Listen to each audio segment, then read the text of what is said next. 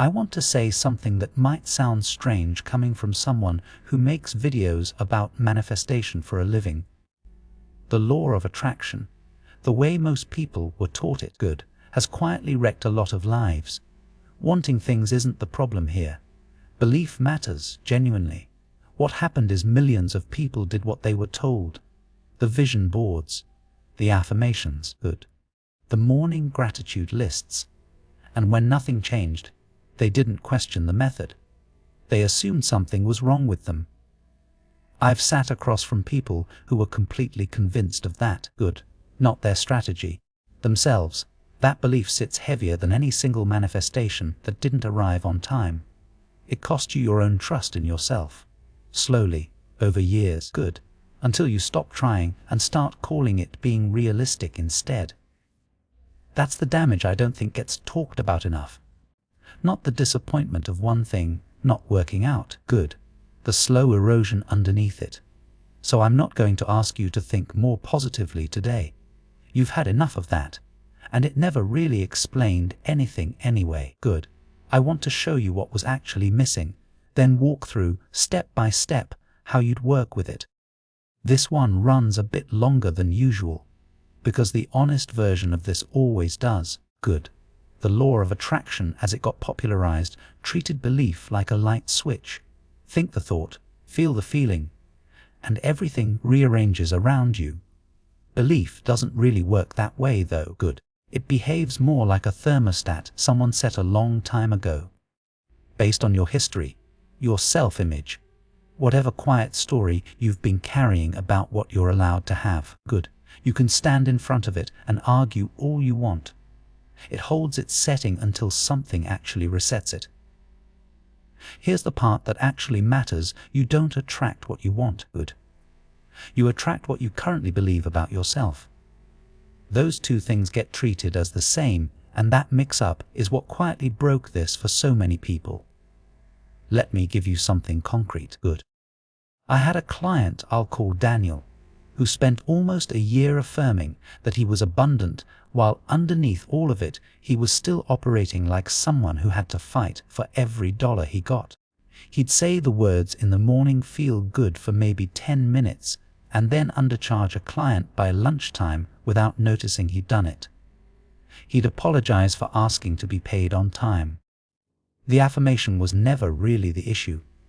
His self-concept hadn't budged, and no amount of repeating a sentence out loud was going to outweigh a belief he rehearsed all day through his own behavior. I'll be a little opinionated here. A lot of manifestation content leans on the words because words are easy to package and sell. Rebuilding self-concept is slower.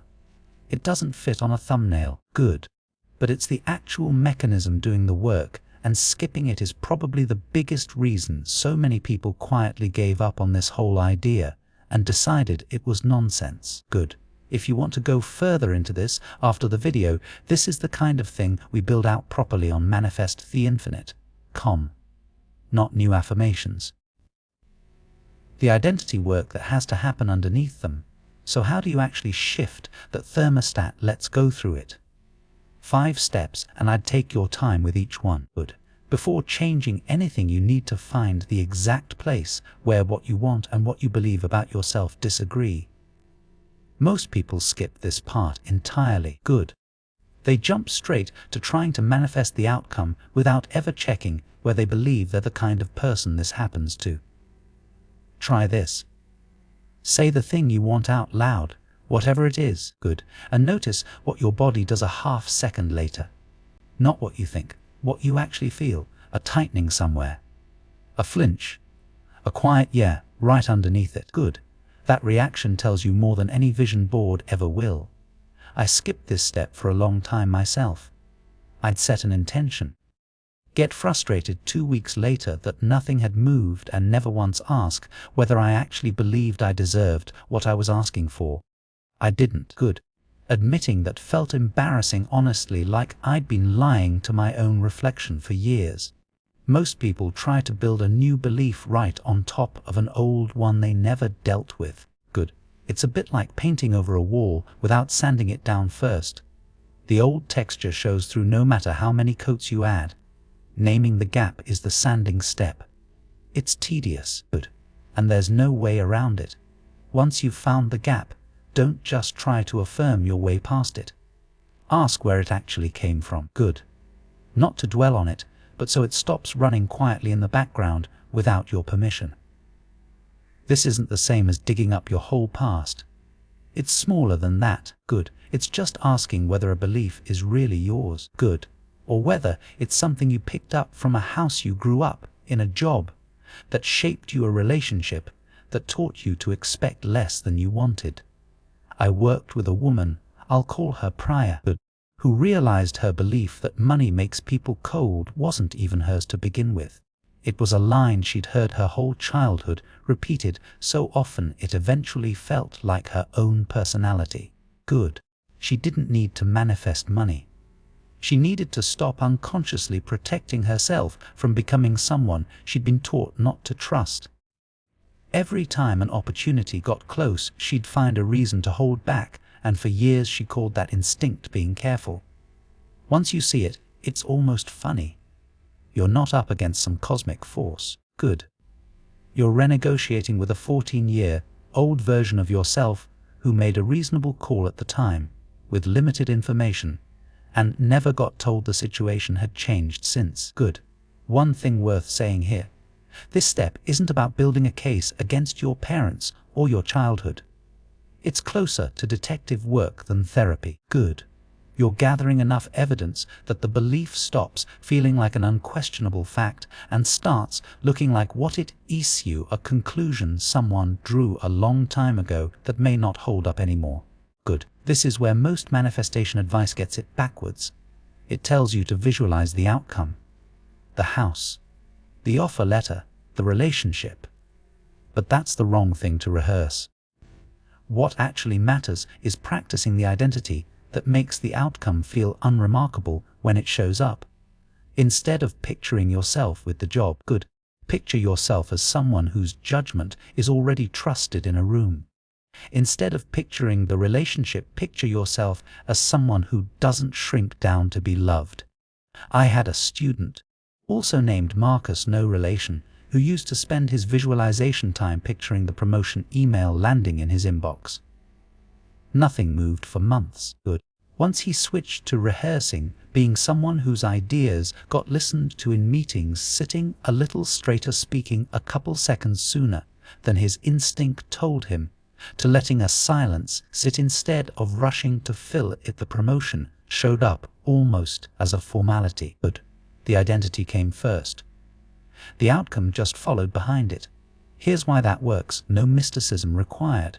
When you rehearse an identity instead of an outcome, you're changing how you show up across 100 small interactions every week. Those small interactions are what actually shape outcomes over time. It's not magic. It's closer to compound interest. This step tends to get resisted the most because it sounds less exciting. Your daily behavior has to start matching the identity you're practicing. Nothing dramatic, just consistent, good. If you're practicing being financially capable, that shows up in whether you actually open your banking app instead of dodging it. If you're practicing being worth choosing, good. It shows up in whether you finish the sentence you'd normally swallow. If you're practicing being someone whose work matters, good. It shows up in whether you hit send on the pitch that's been sitting in your drafts for 3 months. Here's maybe the most important thing I'll say in this whole video, good. The instant manifestation content promising results in an hour survives because the slow version is a lot less exciting to watch. I've genuinely never seen someone's self-concept shift in an hour and stay shifted. I've watched it shift over months, through repetition, and hold for good. That doesn't make a great headline, good. It's just what actually happens. I want to be honest about something here too. This step feels boring for a while. There's no cinematic before and after moment, good. It feels like nothing's happening right up until months later you look back and realize you've been a slightly different person for a while without noticing exactly when it changed. This is the step almost nobody includes, and it's the one that decides whether any of this actually sticks. When you start closing the gap, your old identity doesn't just step aside quietly. Good. It pushes back. Right around the point where you're close to something real, expect a wave of self-doubt out of nowhere, a strange urge to undercut the good thing that's finally moving. Good. An odd exhaustion showing up right before a breakthrough. I'm not going to call that the universe testing you. It's simpler than that. Good. Your nervous system tends to prefer the familiar discomfort of an old identity over the unfamiliar territory of a new one, even when the new one is genuinely better for you. Familiar reads as safe. Good. New reads as risky, regardless of whether it actually is. Daniel, the client from earlier, hit this almost exactly when he finally raised his rates to match what he believed he was worth. Good. 3 days later, he nearly emailed a client to apologize and offer a discount for no reason tied to anything that had actually happened. That wasn't logic talking. Good. That was the old thermostat trying to reset itself back to the number it knew. Expecting this in advance is really the whole trick. If you know it's coming, it doesn't throw you off course. Good.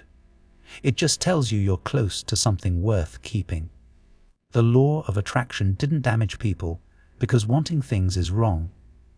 It left out the one part that was ever going to work. Good. The self you'd actually have to become to hold onto what you were asking for, and an honest heads up that becoming that person takes longer than a weekend and comes with some resistance along the way. Good. You weren't failing at manifesting. You were just never handed the real instructions. Try shifting how you think about this. Good. Focus less on the life you want and more on becoming someone it's already true for.